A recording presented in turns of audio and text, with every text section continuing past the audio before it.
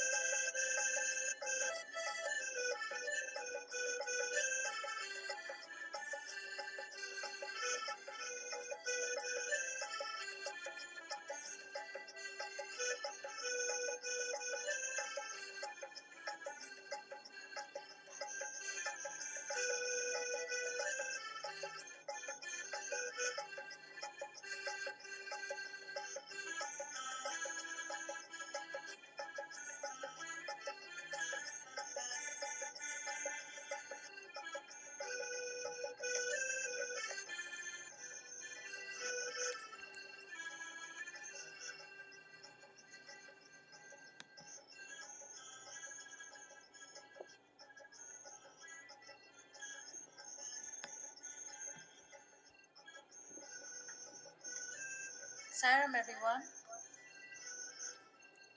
Thank you for joining us today for our weekly Zone 4B Satsang. Today we're going to be talking about the topic of 10-step guide to purity. But before we start with Brother Suresh Govind coming on board to lead us on this call, we will start with 3 ohms and 3 guide Bhoomis.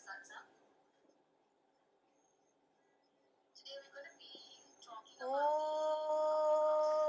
10-step guide to purity. But before we start with Brother Suresh Govind coming on board to lead us on this call, we will start with 3 ohms.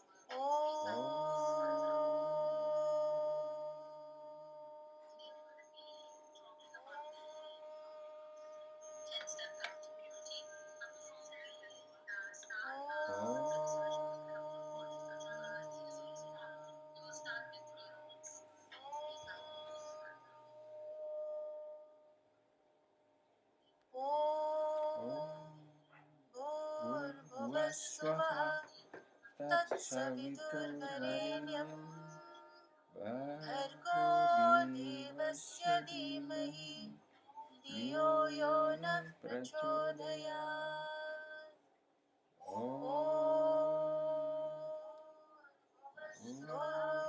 भूर्भुवस्सुवः तत्सवितुर्वरेण्यं भर्गो देवस्य धीमहि धियो यो नः प्रचोदयात्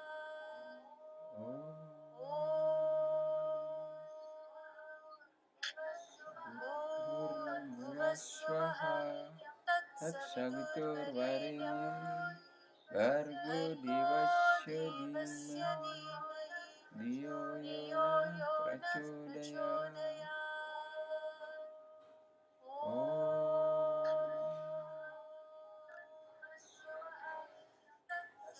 शांति शांति शांति. Suresh? Yes. Thank you, Sister Emma. Sairam, dear brothers and sisters, with the infinite mercy, compassion, and love of Bhagwan Baba, we have again come to experience another satsang. And again, this time we are doing on chapter 5. And in chapter 5, there is a very specific portion on this 10-step guide to purity which Bhagwan has given. It's very comprehensive, very significant, but simply put. Sometimes we may even miss this beautiful things, and that is what we are discussing today. The last 2 study circles we had was on supreme peace, and we had other sessions, very deep, profound sessions we had the last time. I do not know whether anybody wants to, till these few days, is there anybody want to say or share any experiences that you have had, any transformational insights that you have gained, or anything of this nature this last few days? Anybody want to say something? Felt more peaceful, maybe? Felt more happy, maybe? Got up more inspired, maybe?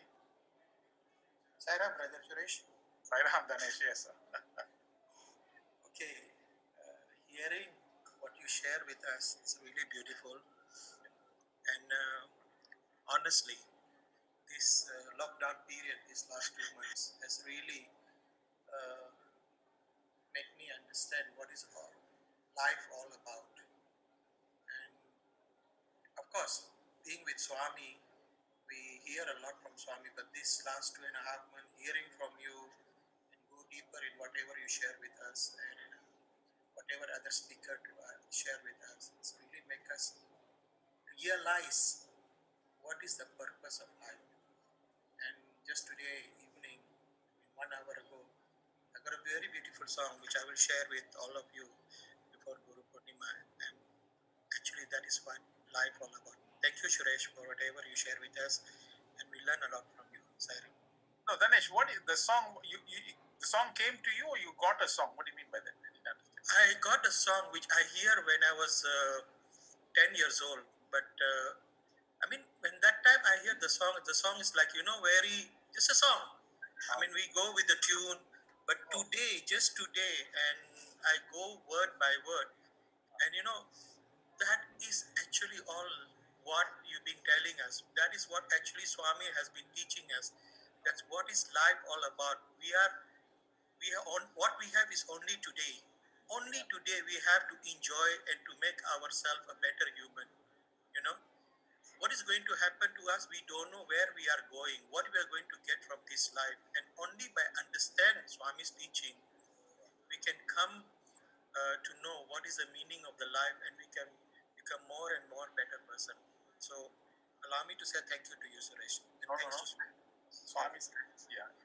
So no, it's very nice, very inspiring to hear. But actually, what we also want to know is that, like what you said was so profound. What happened? I mean, the sense that in your experience, okay, is the meditation becoming more, or are you able to sit longer? Or what happened as to demonstrate that there is this transformation? This is what we want to hear. We want to hear.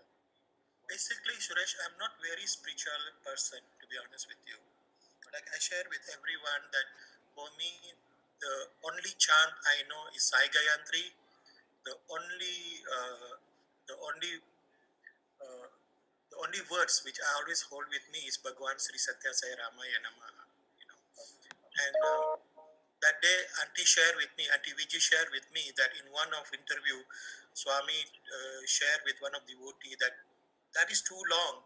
Make it more simple. So the person said Om Sai Ram, but also couldn't say properly. At last, Swami said, just say Om, you know. And by saying Om, after 3 days, that same person left his body in Prashanti Nilayam, I mean in Puttaparthi. And hearing all this kind of sharing, which we also heard a lot during last couple of years, but we never realized the meaning until now. Same thing with this song. We hear as a song, but the words in the song is really just make me cry from inside that, wow, this is what all life all about. And we are thankful to Swami who's making us a better person by hearing what he say, by practice what he say. We find the more meaning of the life. Life is not only to look for a money or to make big business or to eat wonderful food and meeting friends. For me, life is about the relationship with Swami, how to build up that relationship. And I find more and more peaceful, to be honest with you. More content, more content. That is the right word, more content. That's very beautiful, Ganesh. Those are the two very powerful words: contentment and more peaceful. These are the only two things we are seeking in life, and if we can achieve it with all these things, is beautiful. Nice, good start, Ganesh. Very nice. Anybody else want to share something that you have done something in your life? When you wake up with a new inspiration. You wake up that Bhagwan is giving you another day, wonderful opportunity to experience love. Conflict. You had a conflict before. Now, because with all these things, you're able to settle the conflict.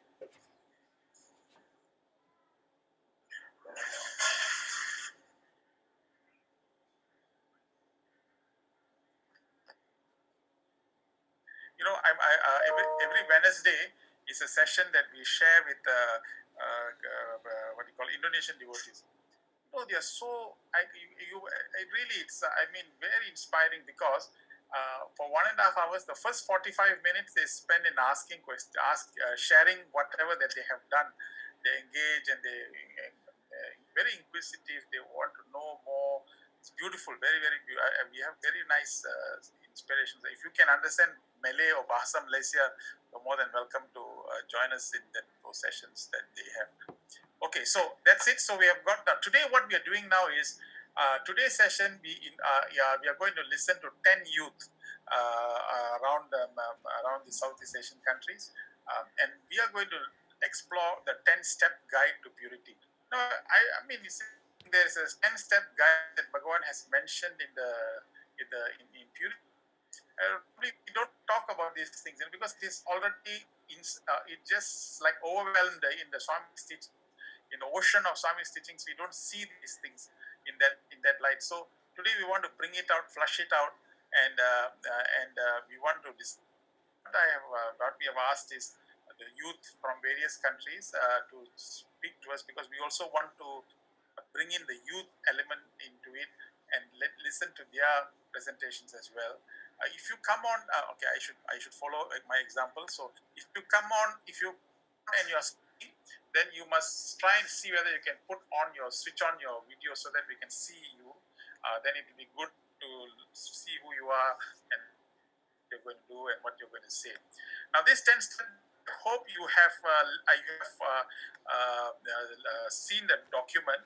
And the purpose is every speaker is given a few minutes, and what they're supposed to do is discuss each point with reference to the significant teaching given, and how can we make this a pervasive culture so that more people can practice this idea. So from Philippines, we have a brother. He's a second-year mechanical engineering student of University of California, Berkeley.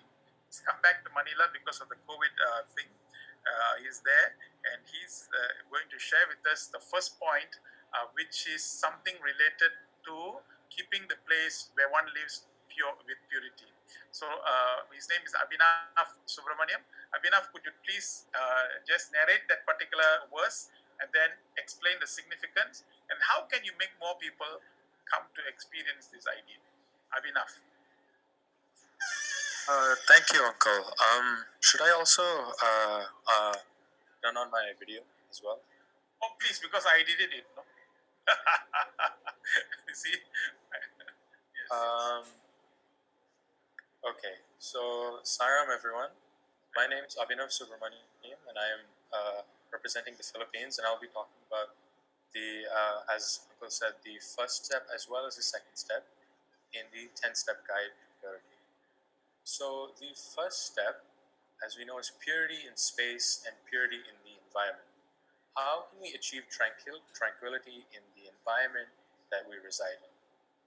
A quote from the text reads, "It is necessary to fill the room in which one resides or studies with a sattvic, a pure atmosphere." But what does this really mean? How can we fill our room with a sattvic atmosphere? And do we put objects as the activities or practices we inhabit? And I thought the best way to answer it was to look at my own perspectives in my own room here in the Philippines. So the first thing that comes to mind is having a clean desk. Generally, to be honest, I'm a very messy person.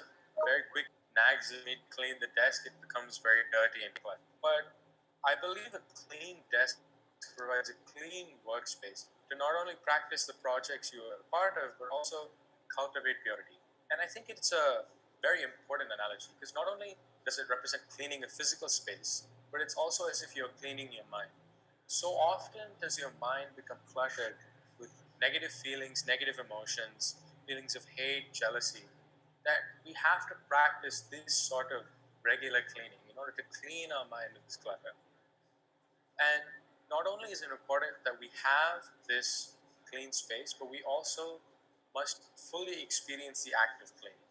So as we clean our mind, like going to weekly satsang, the act of cleaning one's desk itself is cathartic, and it allows you to organize your mind, organize your physical space, and to actually understand the clutter around you, whether it be emotional or physical clutter, and how can you move away from that and move to a more pure headspace.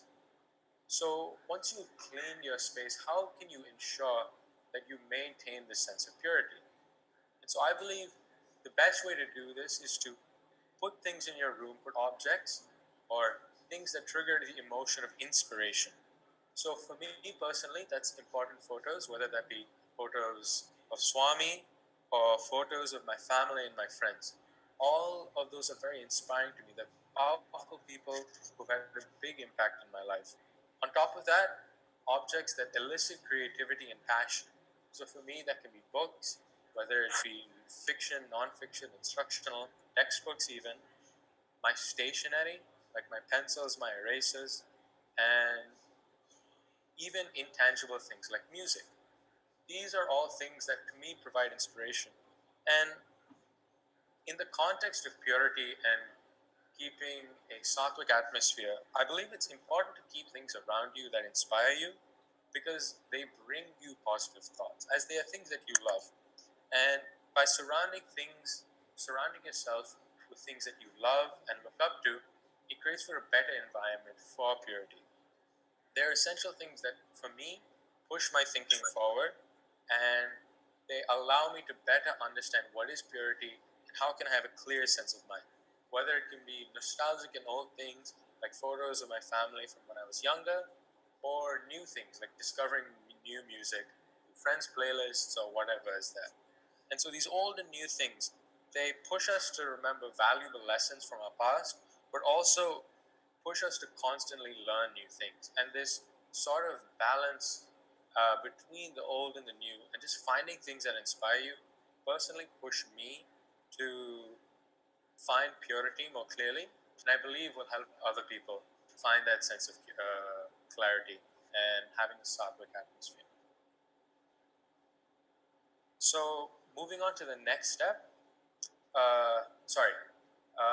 So, as I said, we need inspiration to push us to think harder and to also evoke a better understanding of purity and harmony.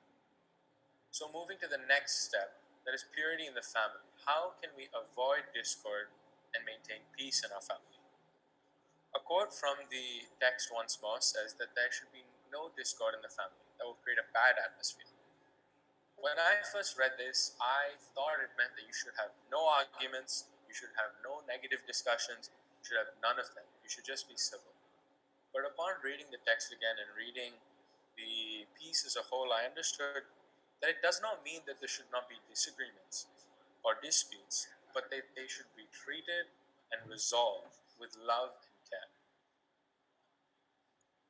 While the other steps are a bit not self centered, but more focused on the self, having harmony on oneself is really important as it not only helps yourself develop, but helps others maintain that sense of harmony and peace. If you aspire to reach that sense of peace and harmony, then your family and whoever is around you will also follow suit.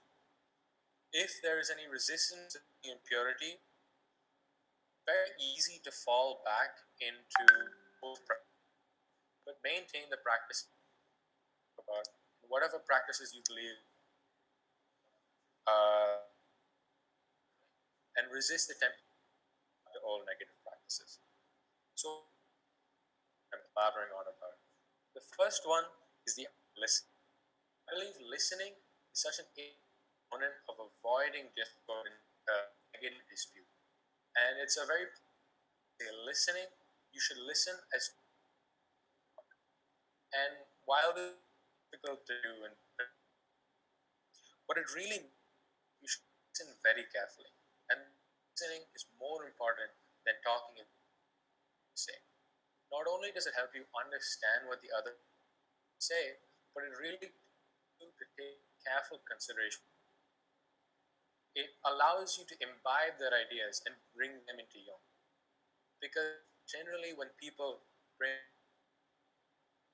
whether it be what flavor ice cream, political views, we have the instinct to push against them. But by listening, we can more wholeheartedly bring those ideas and actually holistically consider them.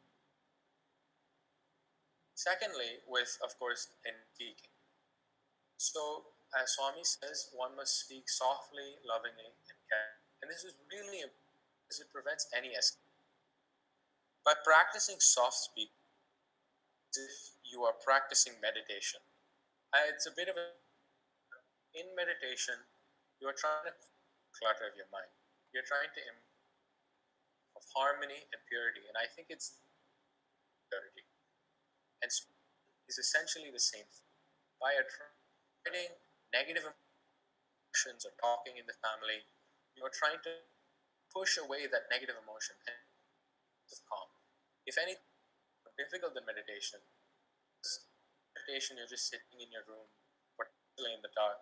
Whereas in a discussion with your family, you three people yelling at you about five different things. It's not easier to meditate, but it is the same principle in which you're trying to prevent other negativity and as well as yourself, instituting a sense of calm. So without, when you speak without anger, word, your words and the content of speech will also be clear feelings. My parents and my sister and I, we heads, whether it be about political beliefs or where to hang out or which card. By listening carefully, speaking softly, I have found 100% it has been effective in creating harmony. And it's not just in myself, in my own speech, everyone else in my family brings everything down to a level of purity and harmony in which it's not only just mutually beneficial, neutral, it is better and more positive for everyone. When you speak softly and you listen carefully, discussions are more productive, and the atmosphere and in your family and in your relationships are definitely more pure.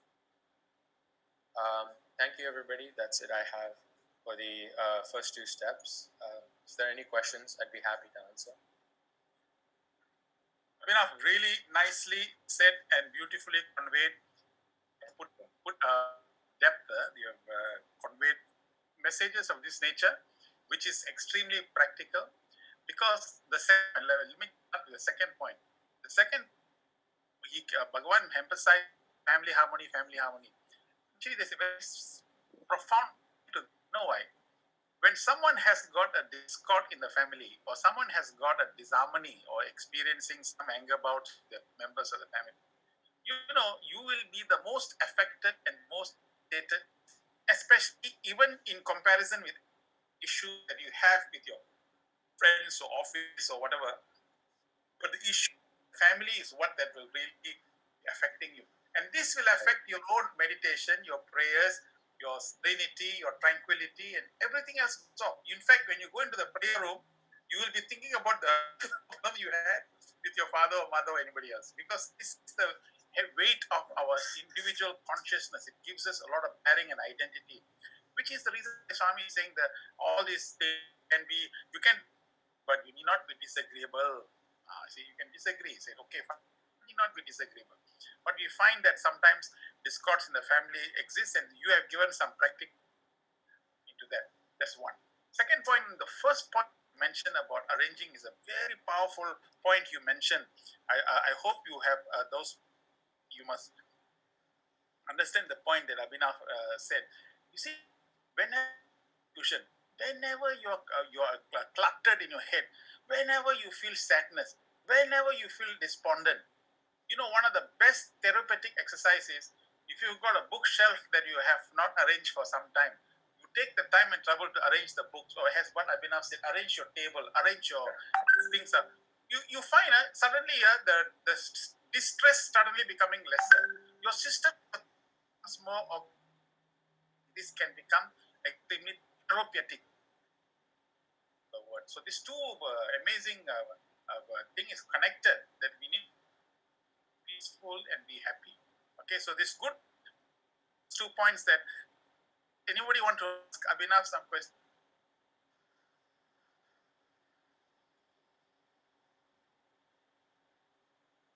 Suresh, Dr. I'd like to congratulate because I know the family and I'm so proud of this presentation. Really strikes my mind that today's way ahead of us, and I wish them all.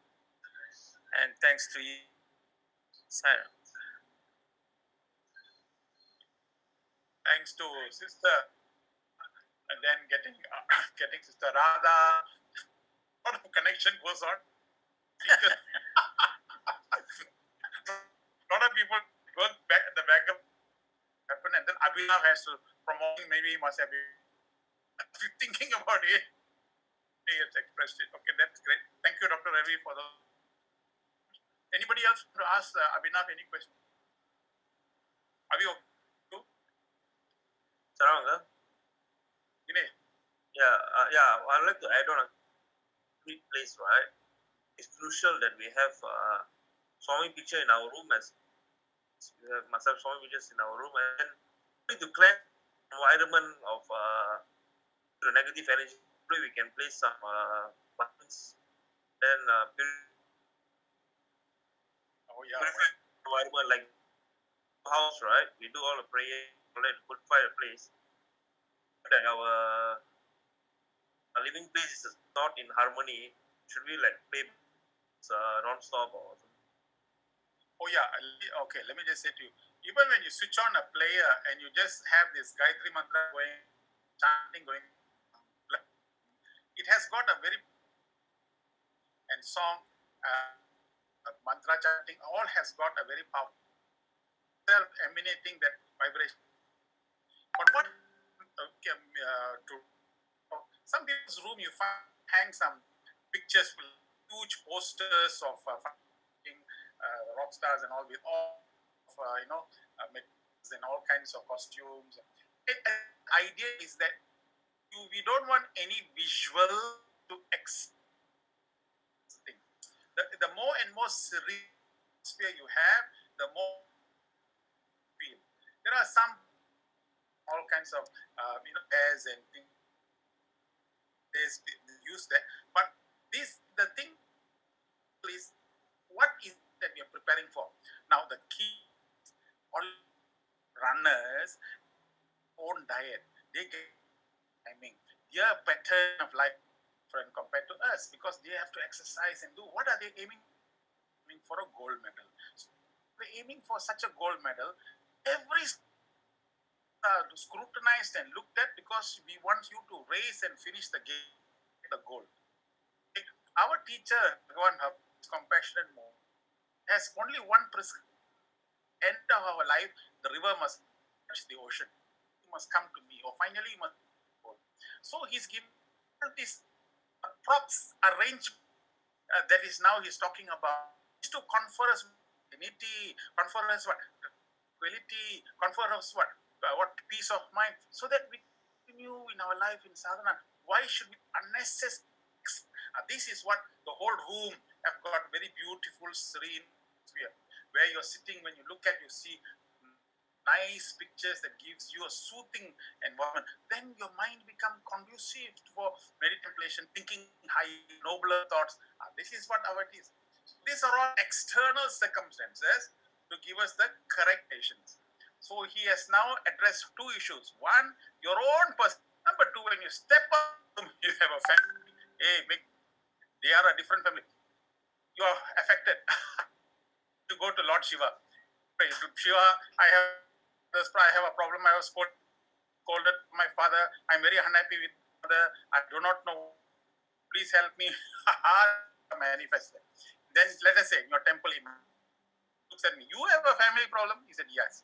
Do you know what is your family? You look at me. Do you know what I ride on? I ride on a.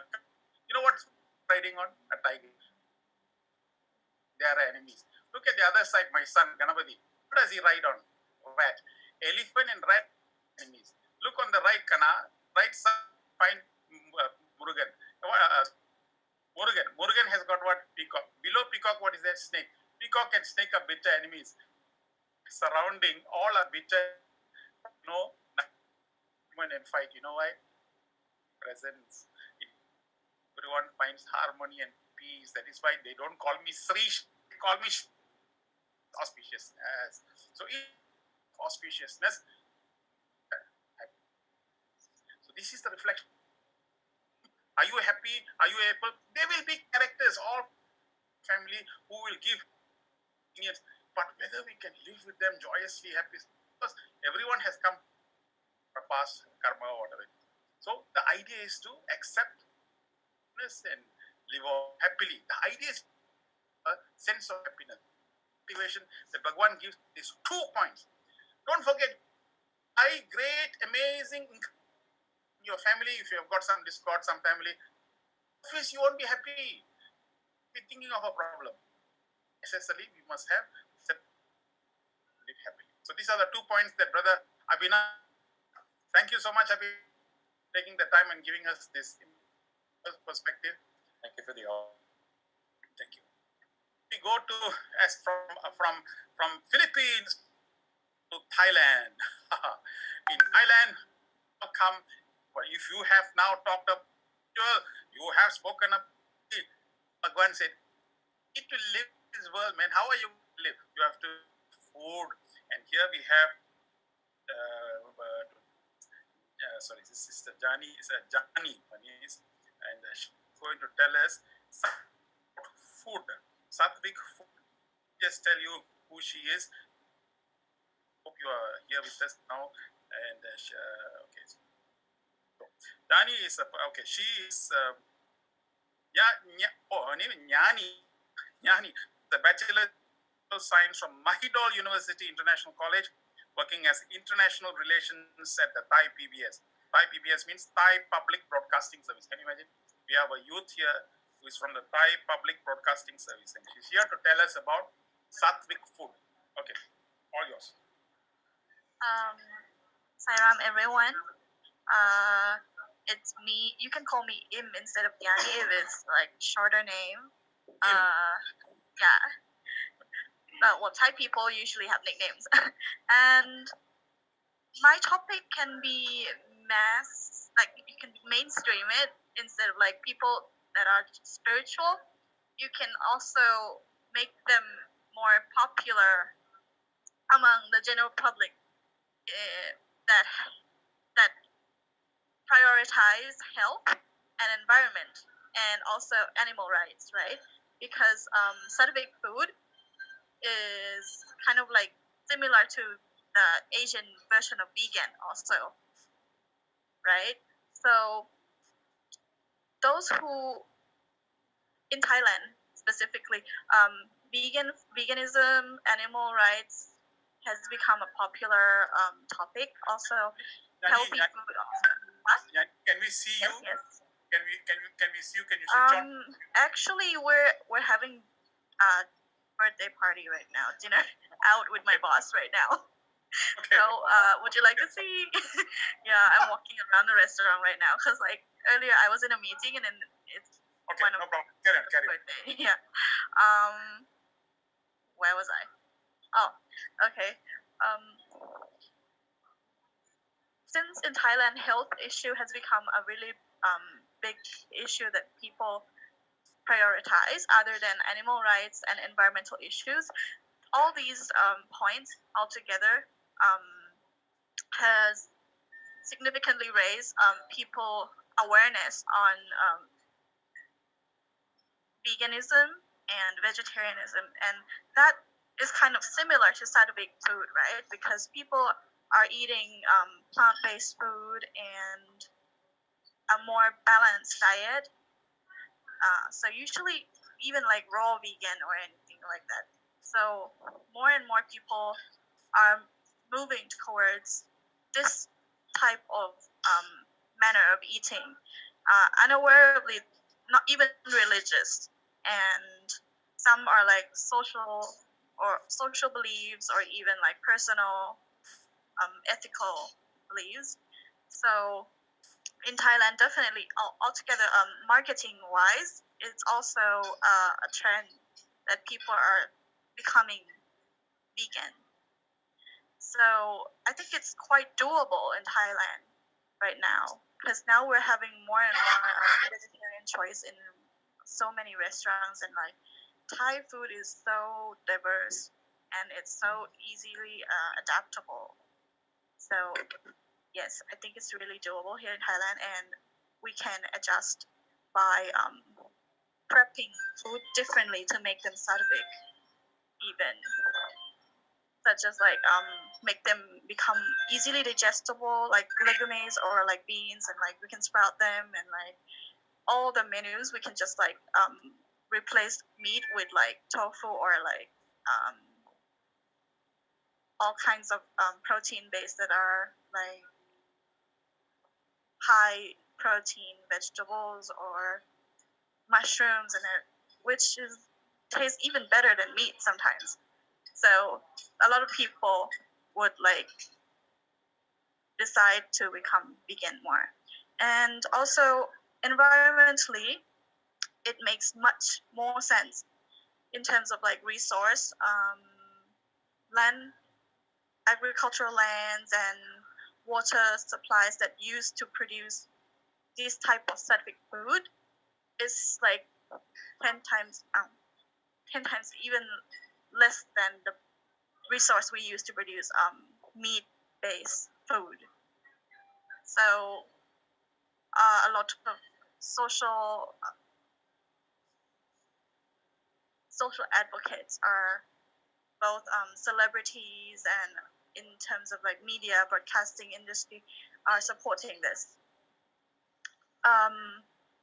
My colleague here, Pim, she's going to give you some on the side some issue some information about drinks other than just food, and then you can ask us questions later on in the discussion. Thank you. Yeah. Sorry, I'm in really strong right now. So Pim, you like to say? Pim, by the way, Pim is a nickname for Miss Sajipron Pilo. She's a graduate in marketing and business major, working as business development in technology, innovation for the environment, energy, and education. Well, quite a lot of portfolio. Very nice. So, Pim, would you like to tell us now?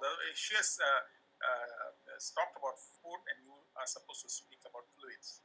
Okay, hi, Sairam, everyone. Right now we have the participants like 88 persons. Okay, this must be great. A bit exciting right now. Okay, may I share my screen to you guys? Hello, excuse me, did you hear me? Can hear you. Okay, could Can you try and share your screen now? yes? Can we? Can I? Okay. I've just made you co-host, so you should be able to. Okay, so if we're talking about drink or water, I think everyone really know very well about how many percent of the water on the earth. So this is the main reason why the water is a consumed cultivation, because the organism or the body, the human is moreover 70%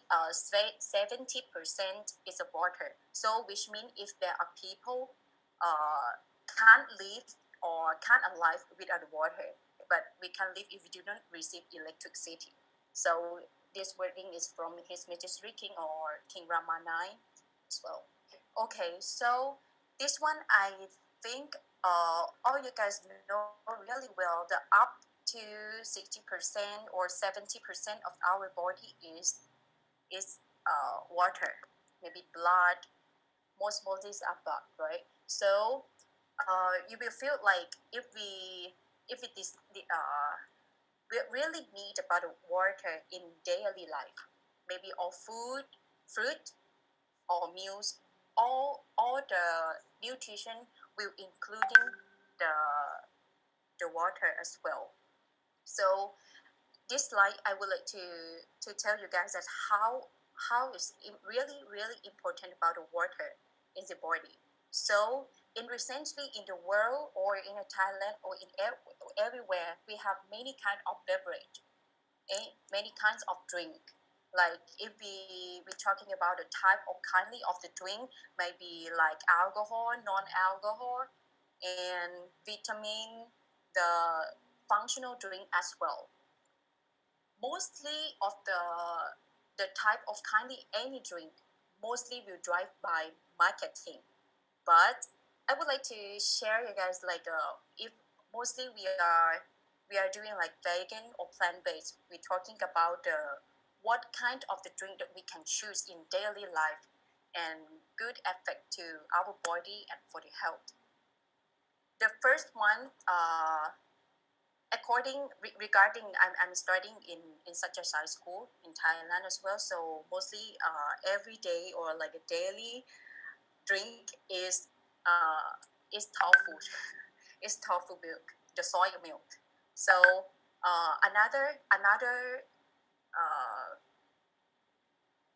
choice is the milk, but uh, we have to see or we have to choose how the milk is from or the process as well.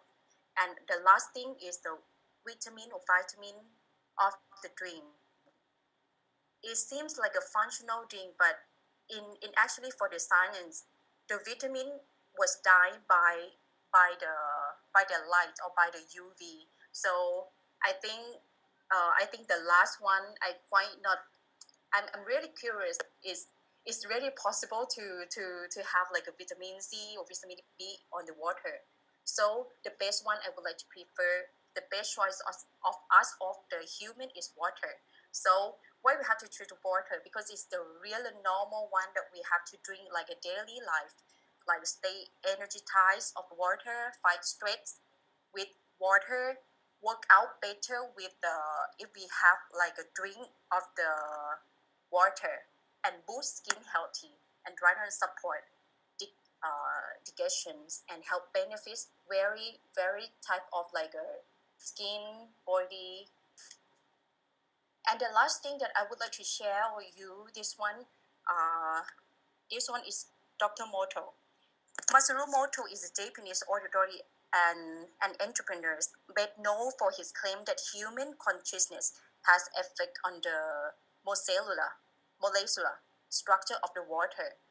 The hypothesis of the involved over the years of his research into immortal belief that water in the body or the water takes on the resonance of the energy which directed it. Pollute pollute water can store it toward the player or positive visualization. And he studied about the children's piece book as well. And this one, the wording, the example wording that affect to the water.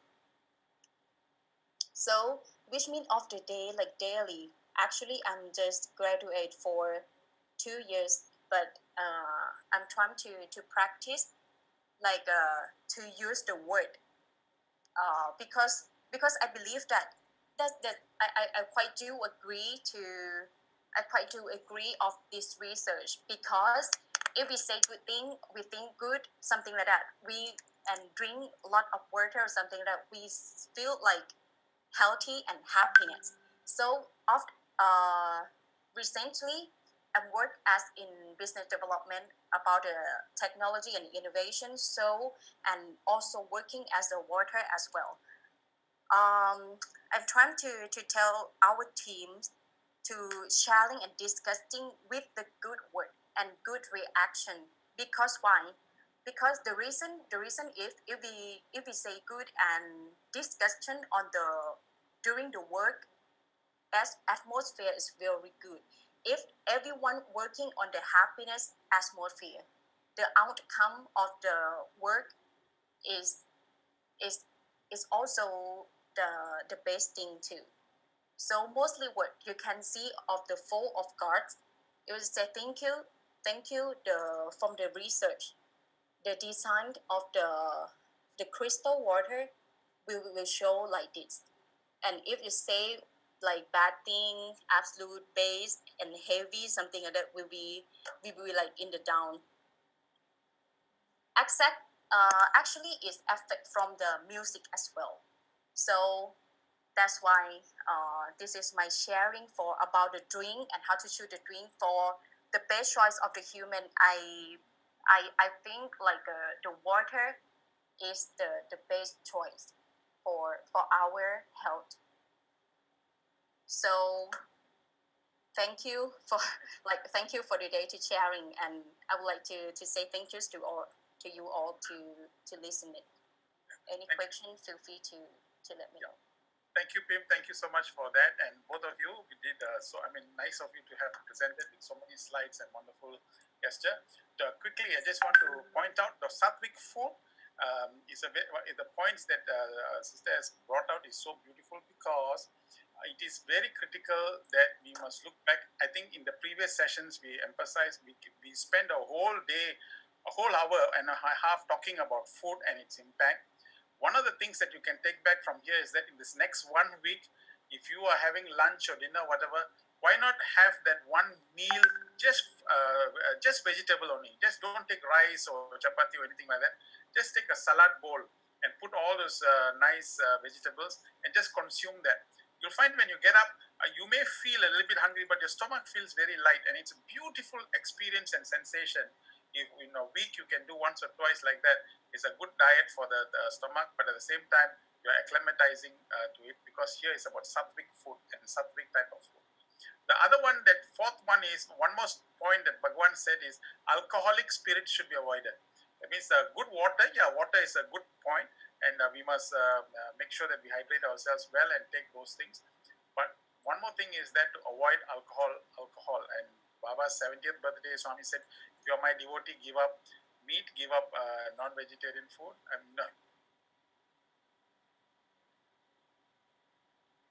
Mind, in order for us to be in our sattvic processes for purity.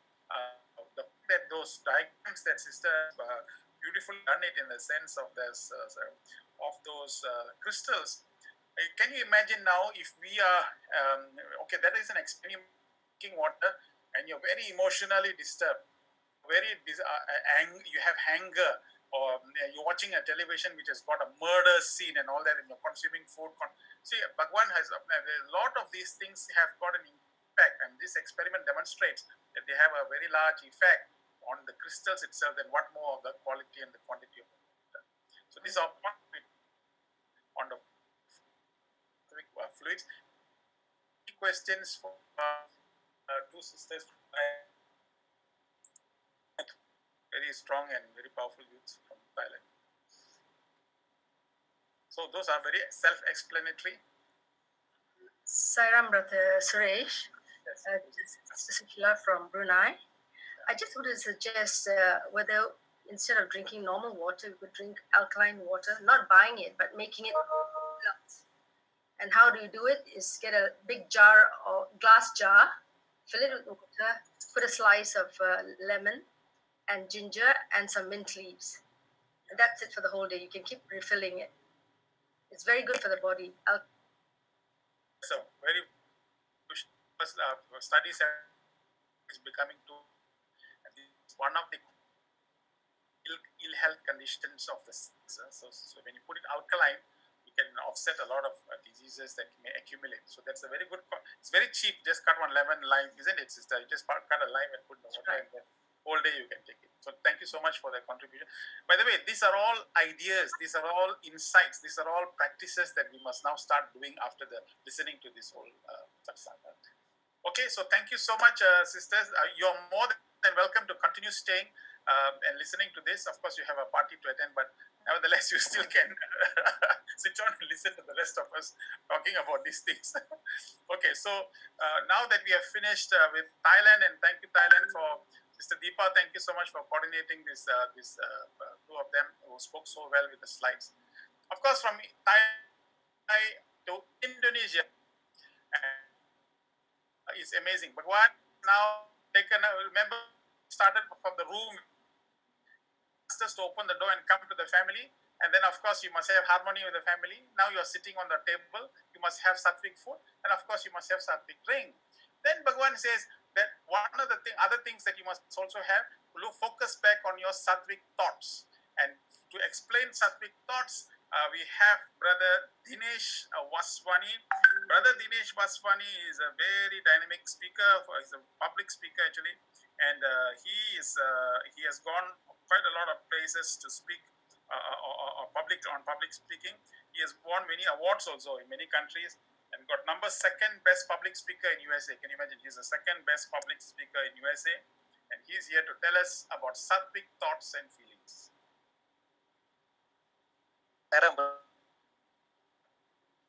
Yes. Yes. As we can see on the screen, Swami has said that if you want to develop feelings and thoughts, vision must be poor. Our eyes are powerful because the things through our eyes creates the thoughts in our mind. Desires are nothing more than just a bundle of thoughts.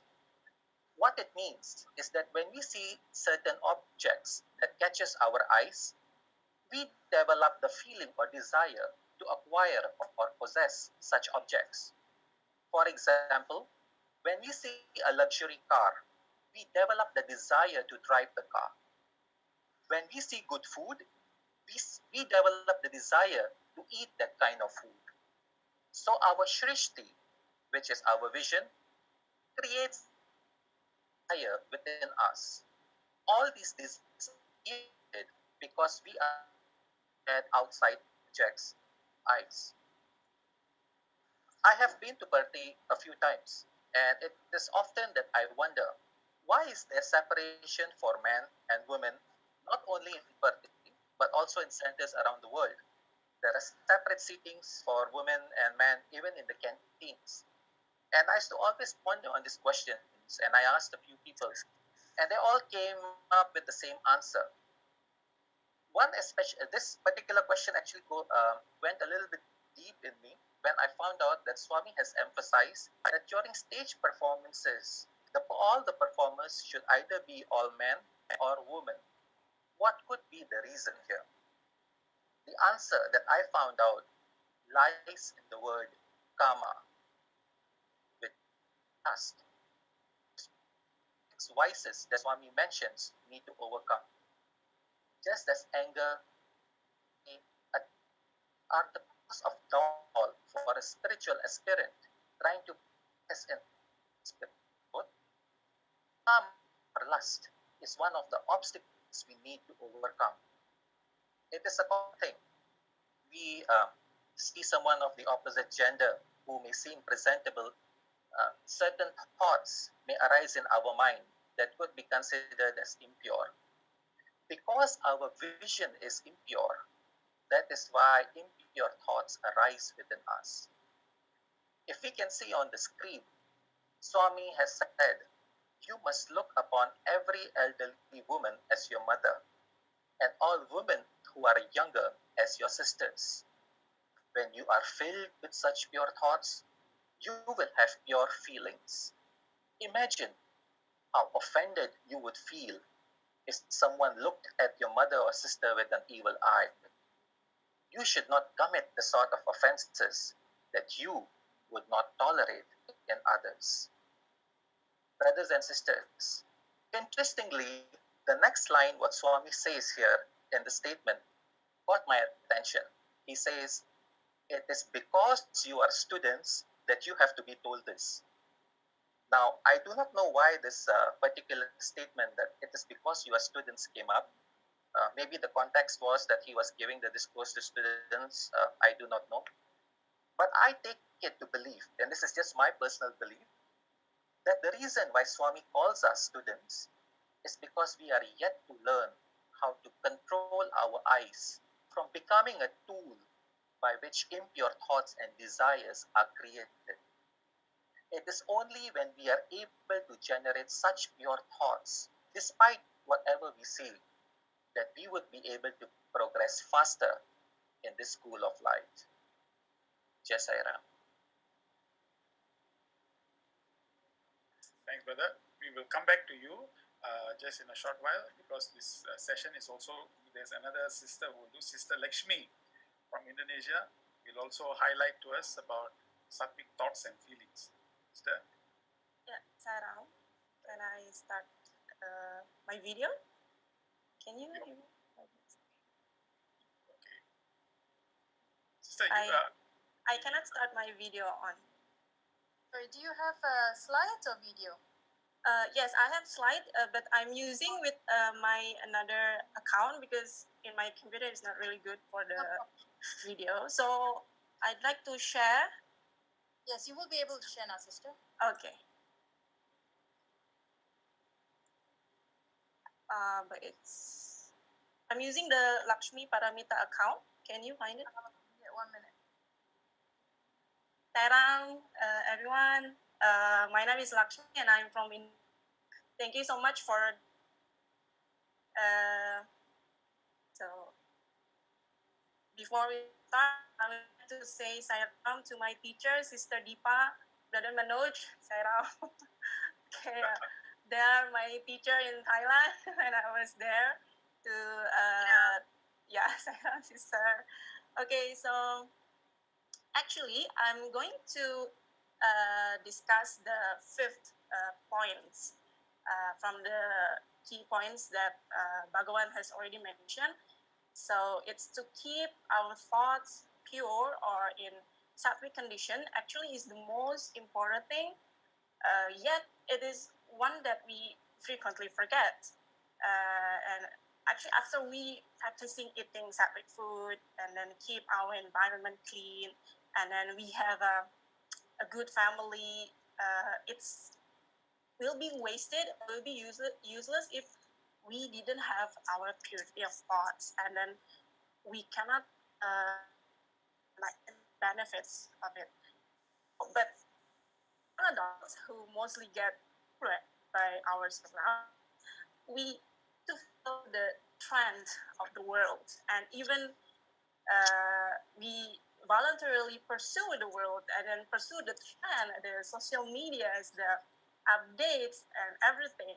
So I come up with the questions how to keep our thoughts still pure amidst these worldly temptations. The worldly temptation is very high. So even though Swami has already given us the key points that has been also mentioned previously by our brothers and sisters, however, as a youth, sometimes we need the reason why we need to do that. And then, so that's why I'm searching for the Swami's literature, and then to know why is the mind is very powerful, and then why we need to keep our thoughts pure. So I come with this. Oh, okay. Sorry, I couldn't. Sorry. I couldn't share it with my computer.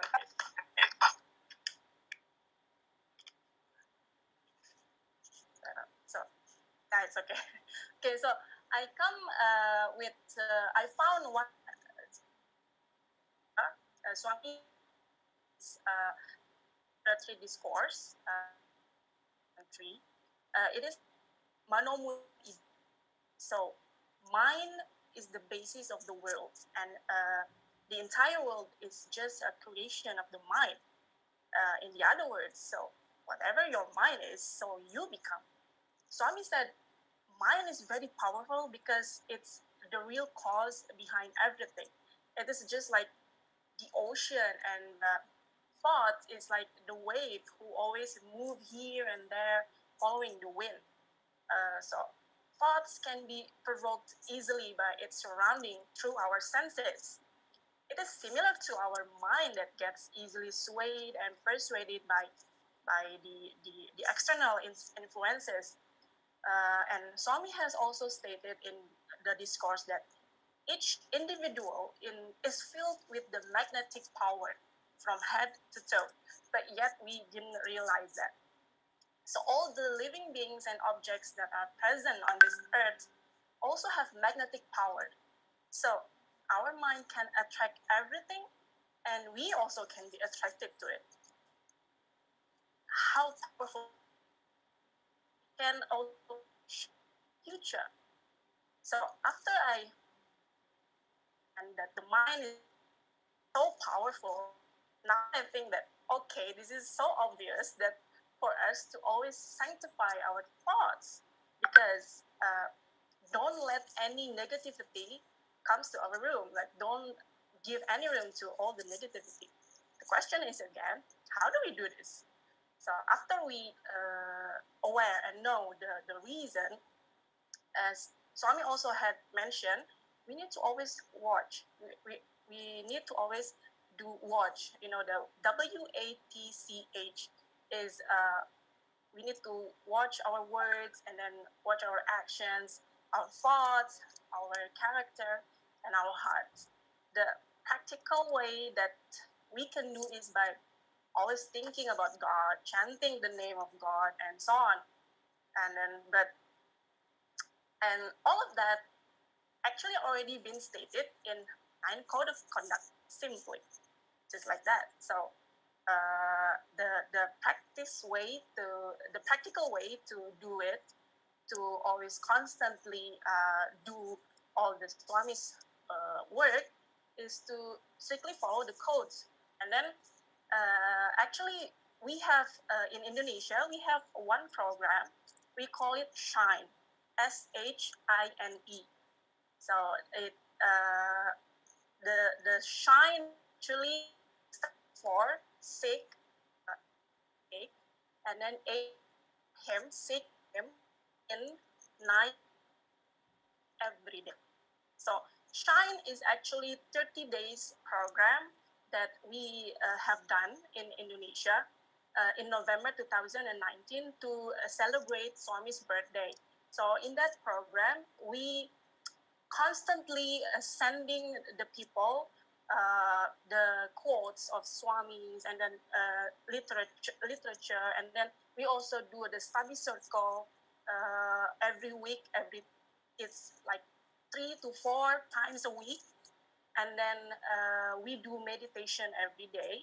So in 30 days, we keep like engaging all in Swami, and then the program went very successful. There's so many people, so many devotees joining us, and then they give the experience their own. We are going to make it into the sign. It's the seek happiness every day. Seek happiness in 9 code of conduct every day. So, so it's a continuation program of seek him in 9 code of conduct every day in Indonesia. So maybe if you all wanted to know how we do it in our country for that program, maybe for another session we can share some of the how to do it. Okay, thank you. I think that's all that I can discuss. Thank you very much for the opportunity, Sairam. Thank you, Sister Lakshmi. Sorry, I didn't introduce. You are a teacher. You are a student. I didn't get. I'm a teacher and also the teacher's trainer also. Wow. I'm a trainer also. In Indonesia, for Indonesia. Yes, Indonesia. Yes. Very good. Okay. I went to Thailand, and then the training with teacher Deepa, teacher Lauren there in 2014. Okay. Now, thank you so much, because both of you, Dinesh and yourself, have brought something powerful here, which is what Swami has mentioned. He has talked about sattvic feelings and sattvic thoughts. And you have given a very nice, beautiful expression on how you actually do it. Maybe at one other time we could invite you to actually share that with us. And Dinesh talked about how you see. I want you to just look at this word, because this is like a mantra. This is actually, in this entire text, this is a mantra. Mantra is, Srishti is based upon Drishti. So you just read it, it will be like that. I want to tell you the magic of this word. Srishti means creation. Based upon Drishti means sight. What do you mean by hey, Bhagavan, what do you mean by this? What are you saying? What do you mean by this? Swami is saying, Srishti is great, meaning from tomorrow onwards, early morning tomorrow onwards. If you decide, of course you decide, you get up, tomorrow, whatever things that are happening in this world, how you see what you see will determine the creation of your own happiness. Your drishti, what you are seeing, what you see and how you see has got a very incredible influence on what you create. Example, now psychology, this is psychology. Srishti based on drishti means, if I'm now always looking at myself depressed, I have no hope, or I see the CNN and then I get overwhelmed by all the COVID, deaths and this and that. I keep on thinking low. I have low morale, low motivation. I don't feel like getting up. What's going to happen? Because the way I see the whatever that's happening, it will create in me ill health and all other aspects. So psychology is saying, very importantly, how you see and what you see gives rise to the way you interpret the world. The interpretation is what that will give you us the creation of what we want to make. So if you see and feel and think positive, you will create positive things. Now this is from the psychology point of view. Now let me tell you the biology point of view. When you keep on seeing the way you keep on saying, your body chemical reaction starts to create. There are a lot of polypeptides that comes out as a result of that. And then if I ask the microbiologists, what happens is that they go back and talk about the upregulation and downregulations of the RNA and DNA. I am saying to you, at all levels of science, this particular statement that Bhagavan has given is the entire essence of what we are, how we live, how you feel, how you think depends on this one statement. So from tomorrow, you must understand how you're going to see the world is going to influence your creation. If you want to create positivity, you want to create, see it differently. From today onwards, you see things in a different manner. Bhagavan said in one statement, which I have mentioned that in that study cycle, why are you always looking at the point of a devotee? Change the angle of your vision. See from the eyes of the omnipresent. He's telling you are microscopically looking at your problem and coming to me. Why don't you see the perspective from my angle? Wow, that gives us a very powerful change in paradigm, the way we are looking at things. So from tomorrow onwards, if there is some disappointment that you feel, or some sorrow that you experience, or some despondency that you feel, quickly come back to this thing. How am I seeing this problem? Why am I seeing it this way? Why not I change my angle so that I can have the right srishti, creation, the right attitude, the right happiness, the right momentum in our life? This is the one of the most powerful salvaging. If you are drowning, if you want to hold on to a small straw, then this is the straw that Bhagavan has just thrown to us. Srishti is based upon drishti. When we have this, you will have sattvic thoughts, sattvic feelings, you will have good feeling, good thoughts, and forever, whole day you can be happy and joyful. They don't allow anything else to contaminate this bliss. Why should you do that? Because in your heart you have installed Bhagavan. So in this heart where Swami is there, this is how we should bathe him with sattvic thoughts and feelings. And this is beautifully brought out from our Indonesian brother and sister in a nice, beautiful way. So is there any questions at this point of time, or shall I go to the next two? Because we got 4 more to finish. So if we have no questions to speak, then from Indonesia, of course, you will have to, you take the flight and come back, means the closest thing that you will land to is Singapore. And Singapore, what do you call it? In Singapore, we have the amazing, we have Dr. Raj Kumar to speak to us on the 7th aspect of the purity. Bhagavan never left anything out in the context. He has not left anything out. He has said, hey, don't forget, even the books that you read is a very important. And Dr. Raj Kumar is a guru, Sai Spiritual Education Program Workshop Coordinator from the Satya Sai International Leadership Program. He's one of the Sai Spiritual Education Guru. So Raj Kumar, are you there? Can you share with us? Can you hear me? Thanks for that introduction, Dr. Govind. Can you hear me? Yes. Yeah. So thank you very much for this opportunity. Humble pranam at the lotus feet of Bhagavan Sri Sai Baba. So the topic which was given to me, which was just given yesterday, was on purity in reading and writing. But coincidentally, I have been, picked up this habit of reading over the past few years. Because when you are a SSC guru, you are supposed to be prepared for your class, SSC class. Brother, can you on your video? You don't mind. Did I not on? That's very strange. I don't know why. I can't see my video. I did switch on my video. I'm not sure why. Is it on a separate device, your video? It's in a separate device, sister, yes. Okay, because you won't be able to see. Okay, never mind. Okay, doesn't matter. Okay, fine. Okay, that also happens for my good, so I don't need to show my nervousness here. Okay, so getting back to the topic. So for one to achieve purity of mind, he can choose the avenues. Can you move to the next slide, please? Yeah. So for one to achieve the purity of mind, he can choose, he or she can choose these avenues. Books and study materials, discourse, or being in a good company, satsang, or participating in bhajans, singing the glory of God, and spending time on Vedas, chanting Vedas and meditating. So all these aspects are going to give you the purity of mind, as Sister Lakshmi just shared with us. Now, involved in the spiritual education program, I somehow chose books and study material as a topic. And, it must be well known, at least in the Sai family, that Sai literature is the ultimate choice, and it leaves no concepts unopened and no questions unanswered. So, if we expect spiritual progress and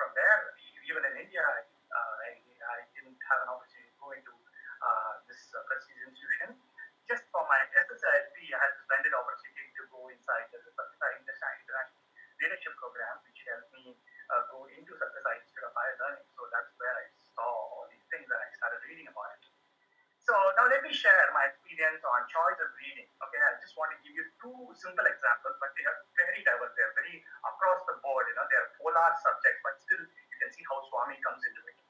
I was so curious about this Bose mystery. Netaji Subhash Chandra Bose, as many of you may know, is actually a freedom fighter. He's a nationalist in India, inspiring personality. And there is always a mystery behind his, what happened to him beyond a particular set of, beyond a particular era. So there's a big confusion about it, and the mystery is still going on. People are researching about it. All those things are happening. Of course, it didn't leave me also that interest. Actually, it also interested me. I also went into reading about Netaji. And I was thinking, okay, I'm reading about Netaji, but can I have a simple idea? The simple way is to say, what did Swami say? If you're confused about anything, you don't need a education package which is integrated with Swami, but you can always go back and check the Swami's literature to say what did Swami say. Very interestingly, sometime in year 1960s, 1970s, Swami has very clearly given a full-length discourse, which was not like, okay, this is going to be the discourse for the day. It was not announced. Full-length discourse on Netaji Subhash Chandra Bose, inspiring from the words Bose, which is written on the speaker. The mic system which was given to Swami during that time had the words Bose. So he gave a full-length discourse on Netaji.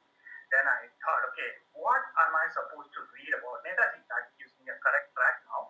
So he mentioned very clearly, Swami mentioned very kindly about Netaji, how inspiring personality he was and how we should imbibe those qualities in us to be a very good nationalist, to be exemplary citizens. And, he's a full discourse about him.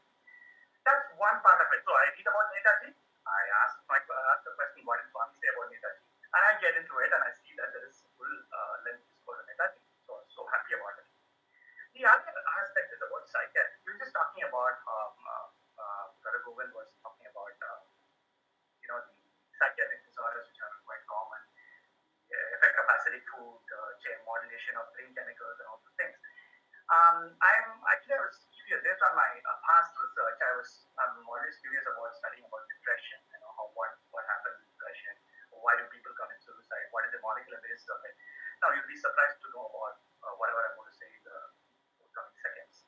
So the latest, I'm talking about the recent high impact publications on depression. Okay, people who work on depression. The molecular mechanisms behind depression. What exactly happens in your brain? Why it goes wrong? What you suffer from this weird disorder. So when people are researching, there is something called as ego dissolution. So they say that a group of structures in the brain actually interplay very well as it is a hub of the ego. And when there is a disruption of those connections there, then the ego seems to be dissolved. Then the person will but now you this clearly says ego. Ego is the foundation. Why do we have to? Because it stems from ego. So that is being proved in a 2020 psychiatric research. What Swami has said. This is how people then. I'm not trying to verify here because if I want to verify Swami's literature, then I go to science and verify whether Swami said it right or not. That's not my idea. Let me underline it. And there is no idea to verify science also. But what I'm trying to say is you have to integrate Swami's teachings. You have to integrate this, this positive words from Swami with our regular curricular reading so that actually gives you the best flavor. The second aspect of depression, which we were talking about, was with Swami. When I read Swami's literature, I found something called as the solution to depression. Ananda, bliss, happiness. Now you go into this back to the going for Ananda what? There is a Ananda mind in the brain which is released when you do certain things. When you pray, when you give physical exercise, so that is known to be an antidepressant. As Swami says, the treatment of depression, I would say, for you to find a best solution to depression, look nowhere else, it is Ananda. There's already to go and have Ananda that works. So that's being proved in the scientific research in the recent past. So I try to combine these two. I try to read both hand in hand to get the flavor of, to get the holistic nature. So science is actually incomplete without spirituality in it.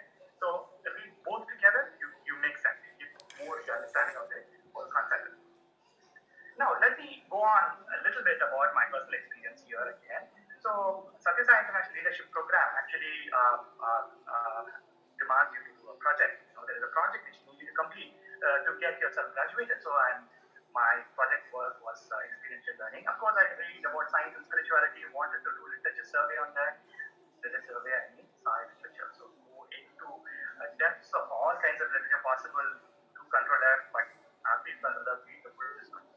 Try to combine all things. Now you see color after a real time, it's a I there is an algorithm in my watch which can detect my stress levels.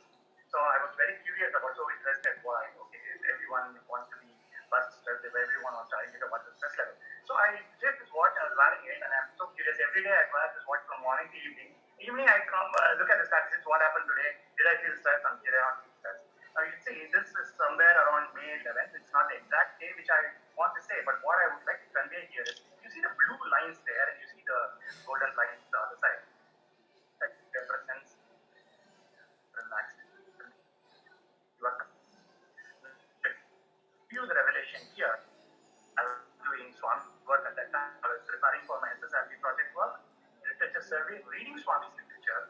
Now those time points we accounted to lower stress in my body. So what does good reading do to you? Yes, of course, it improves your mind. It makes your mind purer. But you immediately you want to see any effects. This is the best example I can show. This is actually a research thing, but it is not a controlled research. I can say I should declare because Dr. Suresh knows about controlled research here. But this is just an example. This is just an example to show that when you read science literature, you're supposed to have, you will have lesser stress compared to your regular work. The all other areas I was doing a regular work. In between I was juggling because you have to circuit breaker period in Singapore. You can juggle between your office work and I work. So that results you see that. So can you move on to the next slide, sir? Just 1 second, brother. I think no, you've actually brought out the essence of what reading is like as per thing. That the 2 points that you mentioned is so powerful. I must say. In fact, I'm really impressed by that. I didn't know about the 2020 article I mentioned that is going to one you said about when you read it not only just clarifies, but at the same time it can immediately reduce your stress. This is the benefit of what Bhagwan is talking to us about. Now, Swami is telling us, read literature, read book. Dear brothers and sisters, those of you who are listening to this, you should at least read one book a month. One book a month. And Brother Jaga used to tell us that when you have one of the books, spiritual books, keep it under the window. And the moment when you wake up, there are a few minutes when you have not woken up yet. That is where your brain is at the alpha level. It is at that point that you should open up the paragraph and read that passage because it will just go straight inside. And then you should ruminate over those words and the whole day. And this is how you can spiritually elevate yourself. So these books are very critical to keep our levels of mind and thinking at a sattvic level. And Doctor has brought out such a beautiful experience, and I think what I'm going to do, brother, in the subsequent sessions, because there's a lot more things that we can actually deliver, a lot more things we're definitely going to come back and ask you, especially the science aspects of it. That's very, very exciting. Thank you. I have one more slide. Sorry. So one aspect, other aspect is right. Now, when it comes to writing, again, I would say Swami has given you something like a standard operating procedure. Can I say that? Yeah, because we talk about science, we say standard operating procedure, a protocol on writing process. So now, where can I get this information? See, all this information is actually listed there. In 1967, to be very precise, if I'm not wrong, I hope I don't mess up the date. So in 1967, Swami had the opportunity, or I should say, devotees had the opportunity to dedicate some 6 books in 5 languages actually to Swami. So he came up information which I put it in a pictorial representation to quickly grasp is actually the few paragraphs that Swami shared in his course. So he says, who should write? So the hearts that find and pray are the ones who write the book. And leave that light and the lines will just emerge. Will just come in. So who should write? The question is answered straightforward there. Now before we write, I assume that I pray every day. I think that I'm quite qualified to write a book. Yes, let me do it. Then before we write, we look into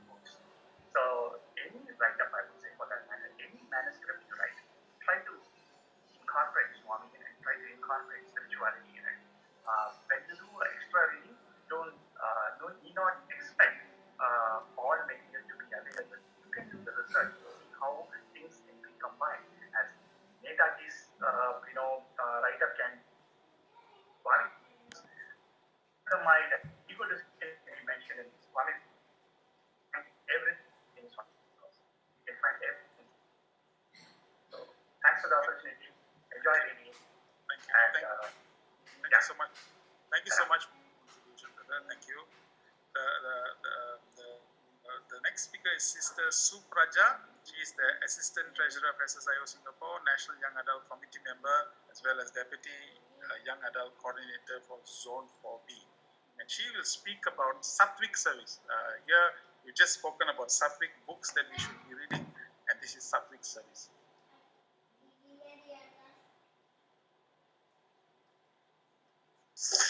Sairam, can you hear me? Yes, yeah, we can.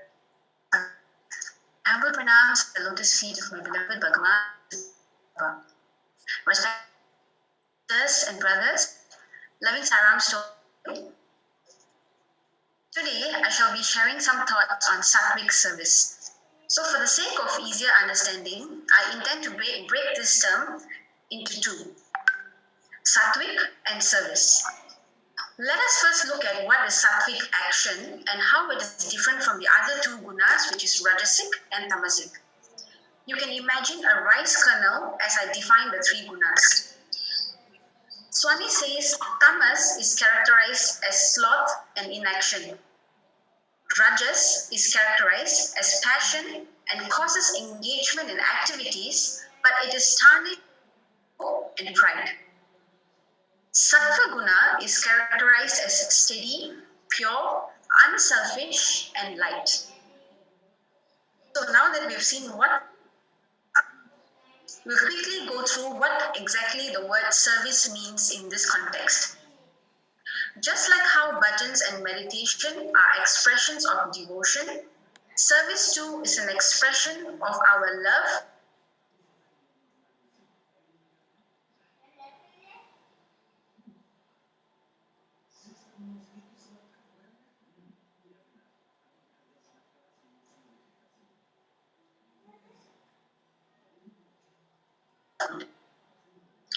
What is this goodness?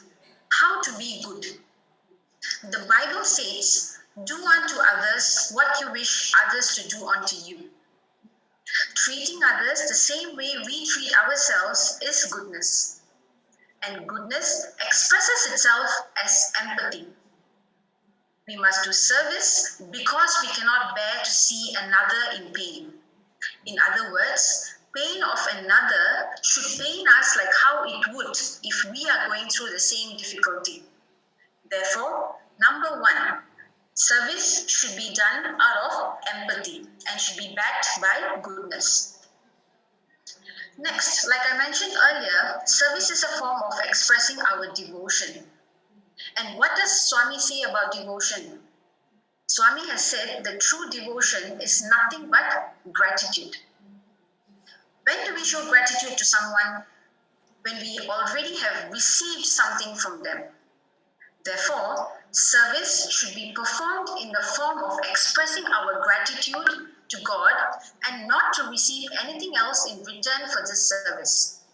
In other words, it should not be done with an investment mindset, where we see service as a form of investment which will reap good fruits in the future. This is the main quality that distinguishes service from absence of ego that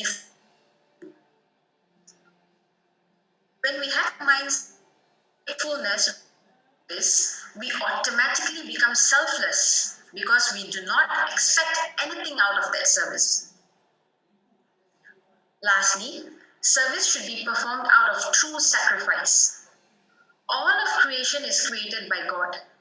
Therefore, He alone has created food and He alone has created hunger. If He wills, it happens the next moment. If that is the case, we should actually take a step back and ponder if God really needs us to solve the problems of the needy. We will then begin to realize that the giver, the receiver, and the given is all Him. How then can we take ownership of the giving or the given? This actually translates to true sacrifice, the sacrifice of doership. So third, service should be done of this I'm feeling service. The second aspect, which needs to be what needs to be done to make this a pervasive culture. In my opinion, in order for more people to practice this ideal, we need to do two things. Firstly, we need to create awareness of not just service, but sattvic service. And next, we need to make guiding steps. We need to make these guiding steps the foundation of any service activity that we take up. For easier remembrance, we can use the word seva. Seva should be done in a sacrificial manner, expressing gratitude to God and empathy for all. The purpose of doing seva should be to vanquish pride and ego and ultimately lead one to awareness of the self, which is the Atma Sakshatkar. These four letters they stand for, it will help us all perform sattvic service. So he had once told one of his universities the following. My students want to do seva, but they don't understand how Swami wants them to do seva. I want them to do seva like how Swami does seva. I alone should be their ideal. And how do I do seva? I think and it happens. I just make a sankalpa and it manifests. This is only possible because of purity and not because of any divine powers. Swami continues to say, ever since this body was born on this earth, not a single evil thought has crossed purity. The flow of so that you won't realize doing in the action. With that, I pray to Swami to give us all such purity and allow us to be worthy instruments in His divine will. Thank you very much for the opportunity. Well, thank you, sister. Thank you so much. If you can you, if you don't mind, email us the quote that you just took. I know you took it up some text. Which Swami talked about the power of purity, and if you have that, the service you can do, and also at the same time, you think of something and it manifests. All these are benchmarks of what we can actually manifest and do. And this is incredibly both Singapore quick reading and thank you so much. We've come now. Final stop, of course, is KLIA Airport, Malaysia. But the fact is, when we came back here, the time now is 10 o'clock. So I want to ask Brother Harry of what do you call it, Malaysia, and Sister Pia. Both of them are supposed to be doing this 9 and 10. But I just want to, because the subject matter is very deep, it can really be worked out well. So probably following week, if you don't mind, if we can push it to the following week so that we can start your 9 and 10. And then what we want to do is then Brother Manoj is here. Last week he had something on. He was not here. I was zonal coordinator. But today he's here. Maybe next week we can re-look back at this, because I really think we have the 10 commandments and the 9 code of conduct. These 10 simple, elementary devotee aspiration for us to attain unity. And the explanations that have been given by all the various youth leaders are so incredibly magnificent and profound. Probably we should start looking at the possibility of generating these 10 statements that Bhagwan has mentioned. Nobody has talked. It's just it is in the text, but we have not extracted it. And perhaps we can do that. And maybe maybe just flat, nice kind of a thing, and WhatsApp, then everyone keep it in their phone. These are things that we can do to keep ourselves pure, and I think this is what we should be doing. And hopefully, maybe next week we can discuss this greater. Hopefully, brother Harry, Harry, yeah. Yes, I'm. So you're okay for next week, huh? You don't mind? Yes, we're good for next week, Tyra. Thank you so much, Pia. I know these are two very good speakers. We have they'll be reserved for the next week, and then we'll start the session again and maybe look back again in terms of the implementation aspects, because what we are discussing now is not theoretical aspects. A lot of points that our brothers and sisters have given us. I hope all of you who have presented this will come back again next week for us to really have a deeper and longer deliberation and maybe at the end of the exercise we can generate out that the document that we are looking at, because this is something that devotees really can be utilized and can be useful for them. Okay, so with these few words, we like to thank you for joining us this week. It has been such an illuminating experience listening to the youth, and the future of the Sai organization is really in a very good hands, I can see. And we thank you all. On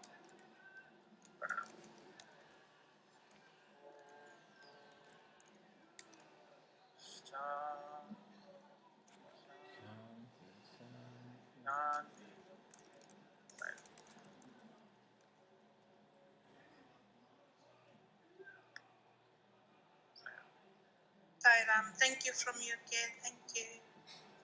Thank you everyone for the champion.